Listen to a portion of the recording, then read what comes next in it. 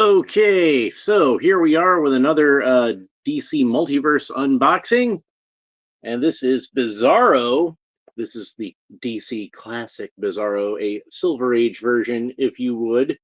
He's got a Bizarro #1 amulet, medallion, whatever you want to call it. I believe this is the same artwork from the Superpowers figure, where it looks very Kurt Swan like.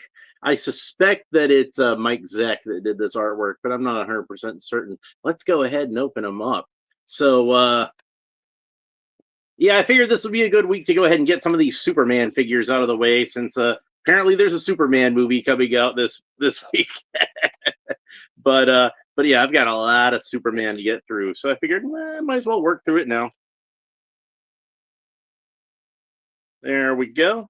And I've had him for like maybe a couple of months now. I found him at Walmart. And Bizarro's been one of my favorite characters since I was a kid. So I've been looking forward to opening him up. And wouldn't you know, the stand and the trading card are on the same bubble, which I always love. So there we go. Go ahead and get that out. You got the typical Mcfarlane matte black figure stand with a glossy DC logo embossed onto it, as we're used to. We got a trading card with the same piece of artwork that we saw on the back of the package. That's what the back of the trading card looks like. And it reads, Bizarro DC Classic data file, real name NA. That means non-applicable. He doesn't have a real name other than Bizarro. Bizarro's his name. Bizarro is a Frankenstein-like monster with a heart of gold. Although he was originally created by Lex Luthor, he has gone on to prove that he has a moral character far superior to that of his mad scientist father. Possessing many Kryptonian abilities, albeit warped and twisted, this heroic clone of Superman fights for truth, justice, and the Bizarro way. Well, I mean, that's kind of vague, but I've read worse bios on here. So let's go ahead and have a look at his accessories now. Oh, he does have a Superman emblem on the back of his cape, a backwards Superman emblem, as Bizarro usually has. So he's got a few accessories. So let's go ahead and have a look at those. First of all is his Bizarro #1 medallion. Now that's held in with some tape. So let's go ahead and pull that out. And you can see it's just kind of a piece of rock with Bizarro #1 scrawled on it, piece of rope holding it on. And then he's got some extra hands. These are the same hands that would have come with the Action Comics 1000 Superman, which this is the body that it uses, is the Action Comics 1000 Superman. I'm a little disappointed that they picked this particular body, even though it is a good body. I'll get into my reasons in a minute. I cut the double rubber tab around the torso and another double rubber tab around both shins, so that should be fairly easy to get out of here.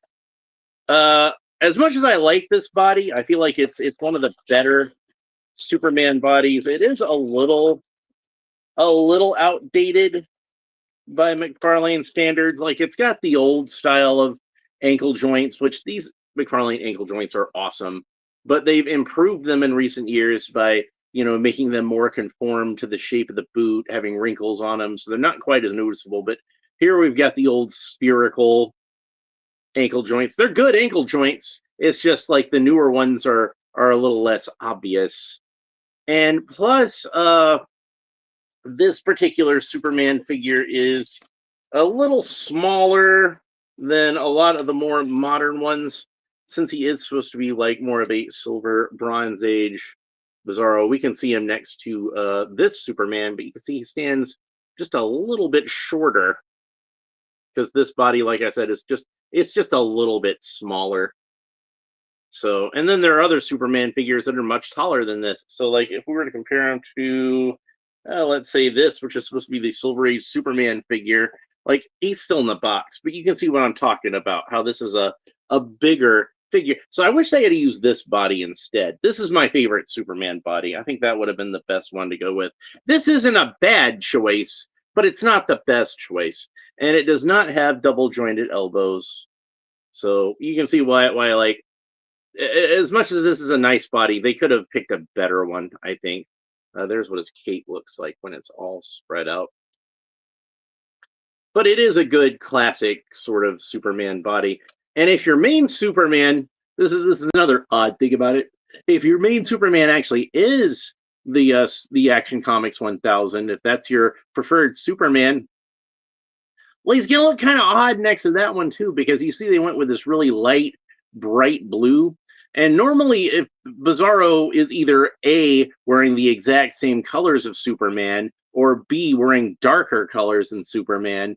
But with that one, the Action Comics 1000 Superman is actually wearing a darker shade of blue than this.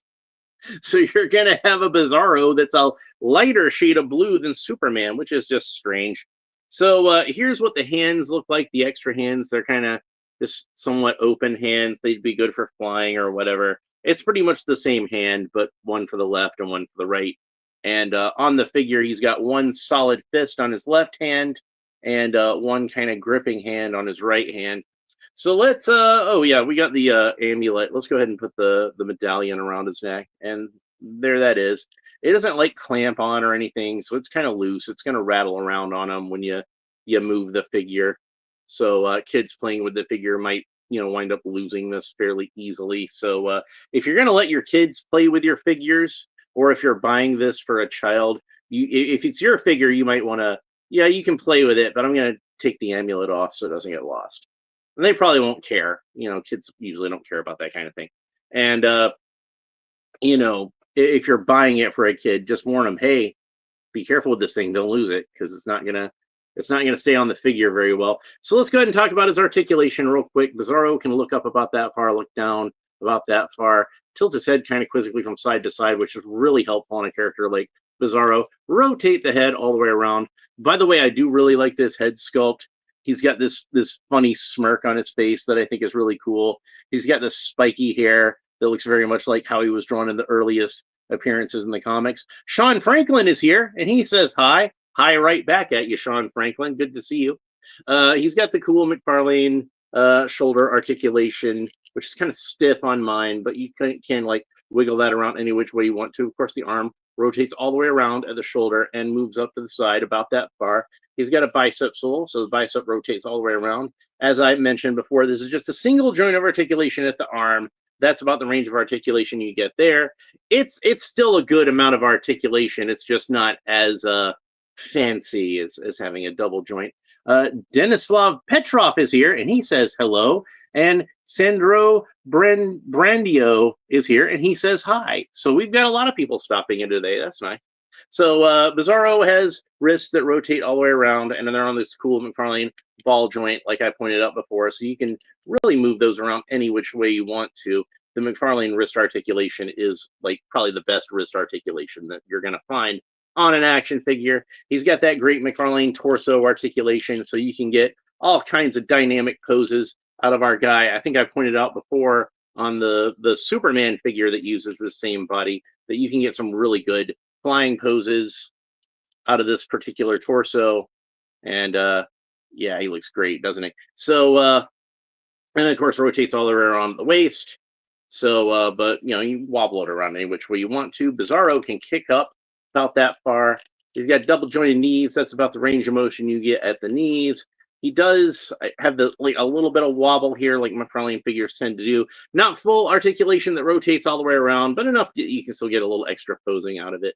He does not have a boot cut, but that's to be expected. They don't usually put boot cuts on these figures, but he does have the cool Mcfarlane articulation at the ankles, so the ankle rotates all the way around where the ankle meets the shin, and rotates all the way around where the ankle meets the foot.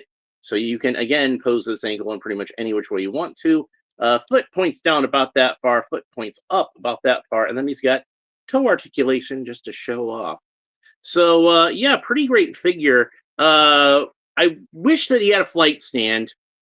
Again, I kind of feel like every flying figure should come with a flight stand. That should just be standard. Let's see what I did there. Standard. Yeah, okay. I'll shut up now. But yeah, he's a great figure. I think they really caught the Silver Age look of the figure. I do wish again that they'd use the that Earth 2 Superman body, because I kind of feel like that's the one that if they used it on the Silver Age Superman figure, they probably should have used it on the Silver Age Bizarro. But he's still pretty great. Nice figure. I'm pretty happy with how it turned out. So I think that's pretty much everything that we have to say about Bizarro. I enjoyed talking about this figure with you. I hope you enjoyed listening to me talk about this figure. Thanks for stopping by and sitting on my couch with me and talking about action figures for a little bit. I always enjoy that. If you yourself enjoyed it, please make sure that you like and subscribe and all the fun YouTube stuff down below. Leave a comment. Let me know what you think about Bizarro, both the character in general and this figure specifically. But yeah, make sure that you like and subscribe, because YouTube likes it when I say like and subscribe. So I'm going to keep saying like and subscribe, because that's going to help with the algorithm, and that's going to bring more people to my channel. And if they like my videos, they will like and subscribe. And when they like and subscribe, more people will come to my channel and see my videos and like and subscribe. Earth Dude is here. Hey, glad you stopped by. Yeah. Denislav says that he like and subscribe. Well, thank you. I appreciate that. And that gave me another excuse to say like and subscribe, which gave me yet another excuse to say like and subscribe. It's a vicious cycle. So, yeah, I don't think YouTube does that to help me out. It helps them out when people like and subscribe. So if people liking and subscribing helps my channel, well, that's going to help YouTube, isn't it? So it all feeds into each other. So we're going to be back on the next episode with another Superman character to open up, and I'm not sure which one I'm going to do next, but I know I've got Supergirl, and I've got like a few figures, like I said, of Superman himself. So this will be one that'll be opened up sometime in the near future. Got the Kingdom Come Superman, got the Batman versus Superman, False God statue version of Superman. Got a lot of cool stuff coming. So yeah, thanks for watching. Hope you enjoyed it. We'll talk to you next time. Bye.